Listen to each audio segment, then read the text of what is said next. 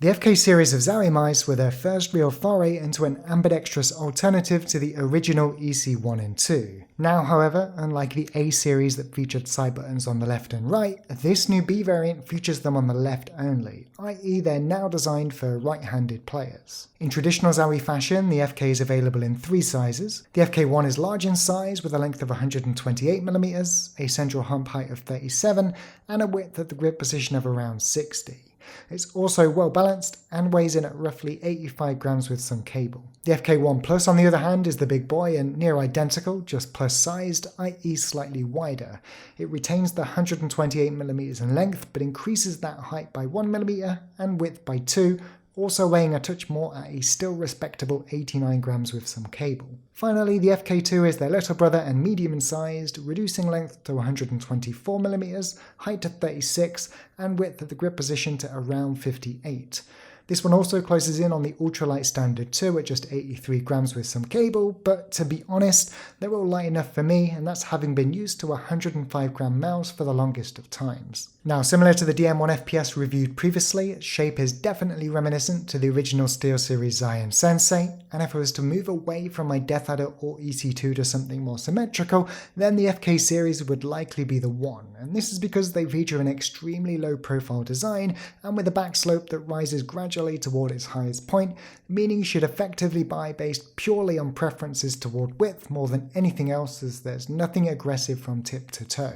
For me in this case, it'd definitely be the FK1 Plus, as I do tend to lean toward wider mice, and this is because I have a tendency to squeeze my mouse whilst tracking enemies definitely at distance, so I will be using this one for the remainder of the video.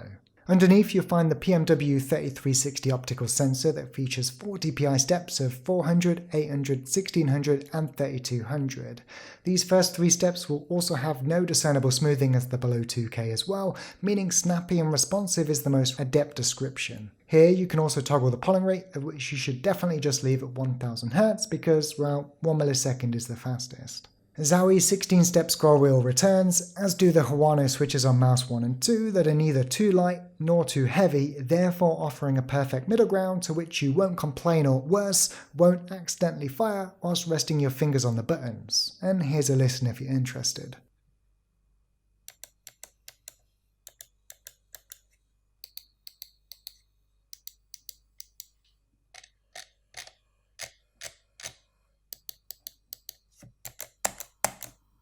It is still a shame we haven't seen ZOWIE develop a shoelace type cable, but as mentioned in the recent EC2 video, this 1.8 meter rubber one remains best in its class, and the slightly raised output pairs well with that 3-step Command 2 bungee. Anyway, to jump straight to my final thoughts, and pretty much just reword the conclusion of any of my previous ZOWIE mouse reviews, it really doesn't matter which one you buy in 2019, providing it features this sensor. Now, I've chosen to avoid padding out this video with all of the usual tests for things like mouse acceleration, max tracking speeds, button debounce time and liftoff distance because, well, it's just identical to the rest of their mice. Plain and simple.